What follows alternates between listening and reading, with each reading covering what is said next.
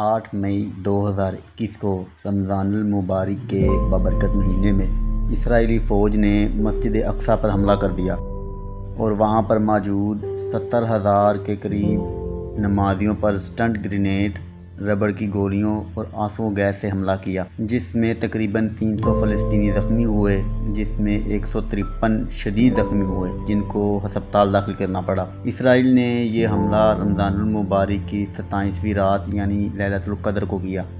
اسرائیل کے مسجد اقصیٰ پر حملے کے بعد حماس، جو کہ فلسطین کی ایک جہادی تنظیم ہے، نے اسرائیل کو مسجد اقصیٰ سے 10 مئی تک فوج واپس بلانے کا مطالبہ کرتے ہوئے کہا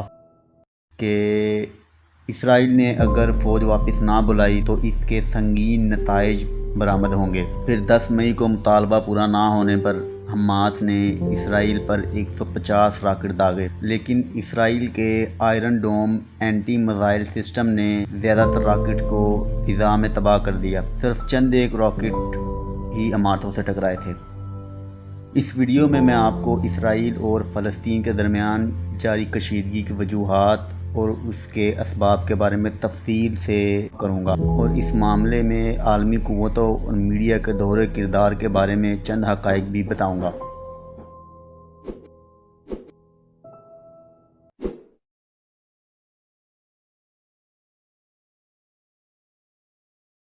6 مئی کو فلسطینیوں نے اسرائیل کے سپریم کورٹ کے ایک فیصلے کے خلاف احتجاج شروع کیا۔ اسرائیل کے سپریم کورٹ نے شیخ جارح، جو کہ یروشلم کے ساتھ ایک ڈسٹرکٹ ہے،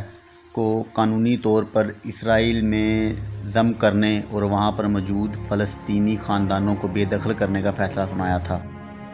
اور یہ یاد رہے کہ شیخ جارح کا علاقہ تاریخی طور پر ایک متنازع علاقہ ہے جس میں زیادہ تر مسلمان آباد ہیں۔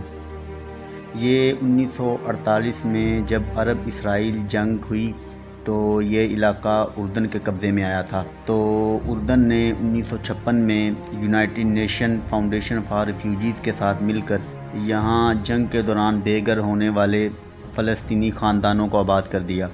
بعد میں جب دوسری عرب اسرائیل جنگ یا 6 روزہ جنگ 1967 کو ہوئی تو یہ علاقہ اسرائیل کے قبضے میں چلا گیا۔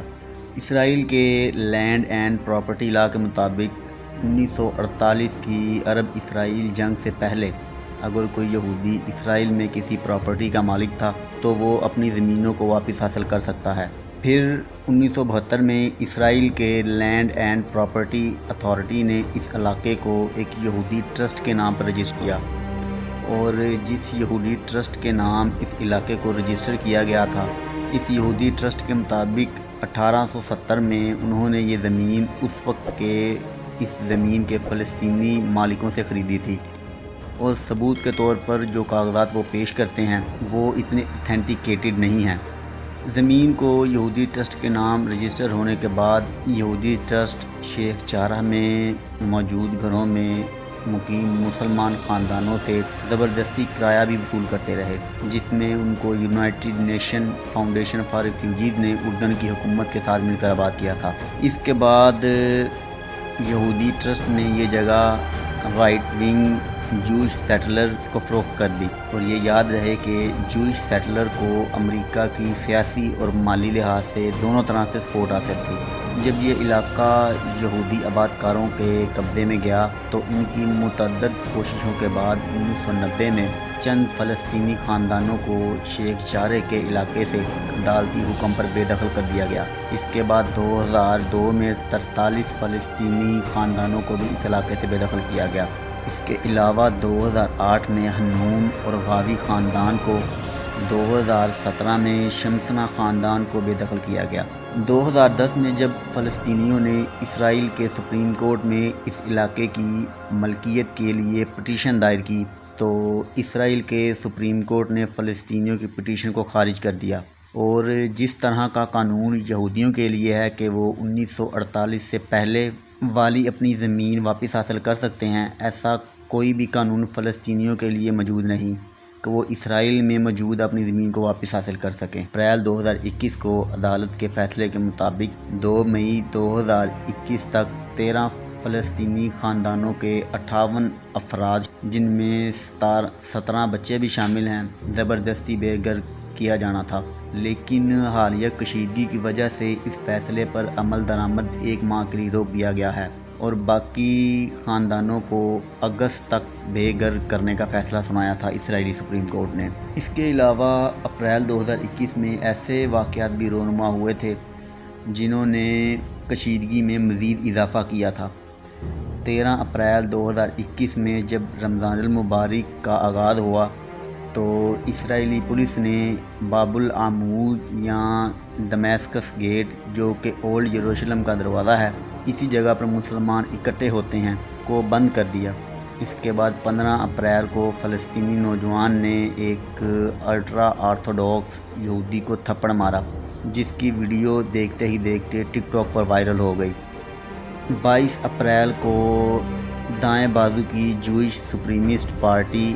لیہوا نے یروشلم میں مارچ کیا، جس میں عربوں کے لیے موت کے نعرے لگائے جاتے رہے۔ اسی ساری صورتحال میں اسرائیل کے سپریم کورٹ نے شیخ جارح کے علاقے سے فلسطینی خاندانوں کو بے دخل کرنے کا فیصلہ سنایا، جس پر فلسطینی لوگ احتجاج کر رہے تھے تو دوسری طرف یہودی انتہا پسند تنظیم لیہوا عربوں کے خلاف مارچ کر رہی تھی، جس پر اسرائیلی پولیس نے یہودیوں کو اس مارچ سے روک کر مسجد اقصیٰ پر حملے کیے، جس میں نماز تراویح ادا کرتے 70,000 مسلمانوں پر سٹنٹ گرینیڈ، ربڑ کی گولیوں اور آنسو گیس کا بے دریغ استعمال کیا گیا تھا۔ اور کچھ ذرائع یہ بھی کہتے ہیں کہ یہ ربڑ کی گولیاں نہیں تھیں بلکہ یہ سٹیل بلٹس تھیں جن پر ربڑ کی کوٹنگ چڑھائی گئی تھی، جس سے کئی فلسطینیوں کو آنکھوں اور چہرے اور کمر پر شدید زخم آئے۔ مسجد اقصیٰ پر اسرائیل کے حملے کے بعد حماس اور اسلامک جہاد نے اسرائیل پر راکٹ فائر کیے۔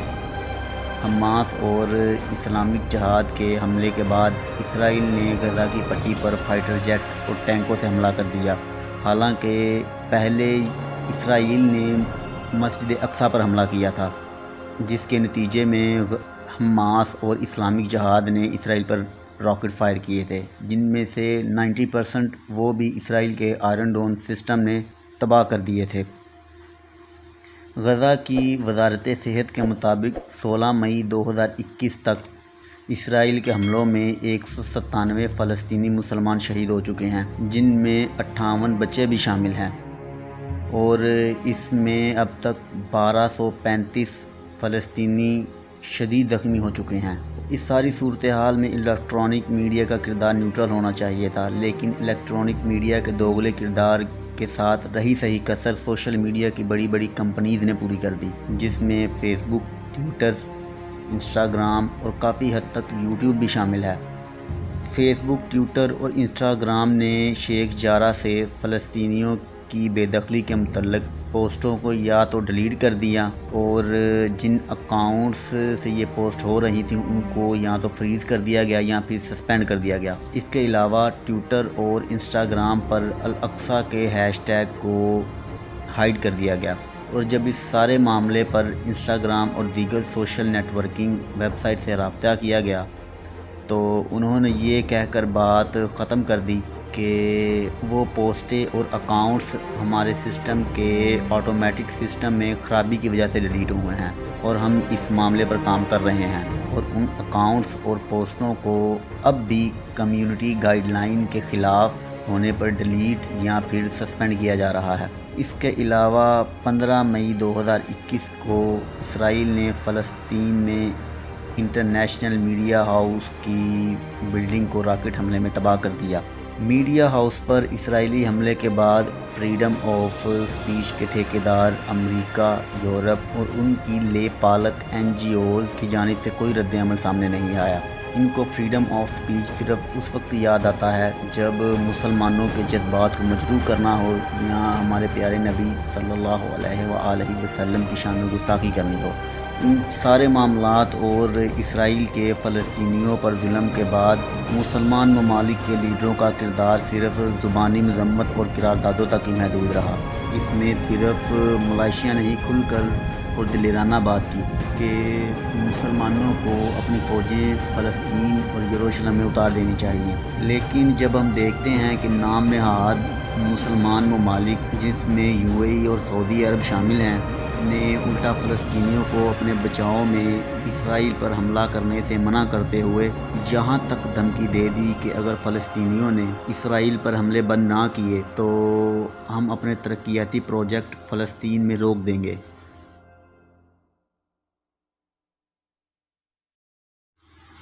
یہ تھی میری آج تک کی ویڈیو، آپ کو اچھی لگی تو اس کو لائک کر دیں، چینل کو سبسکرائب کریں۔ ملتے ہیں ایک نئی ویڈیو میں، تب تک کے لیے مجھے اجازت دیں۔ اللہ حافظ۔